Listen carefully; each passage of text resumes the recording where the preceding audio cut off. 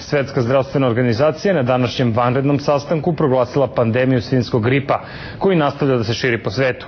Direktorka organizacije Margaret Chan saopštila je da je u 74 zemlje do sada registrovano gotovo 30.000 slučajeva virusa H1N1.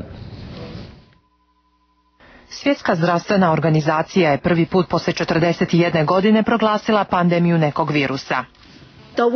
Svet je sada na početku pandemije gripa. Reč je o ranoj fazi i širenje virusa se pažljivo prati. Nijedna prethodna pandemija nije bila tako rano otkrivena ili pažljivo praćena od samog početka. Proglašenje pandemije ne znači međutim da je virus postao mnogo opasniji, već da se proširio u više zemalja. Očekuje se da će podizanje nivoa uzbune od svinjskog gripa na najviši 6. nivo dovesti do pooštravanja zdravstvenih mjera u 193 članice Svjetske zdravstvene organizacije.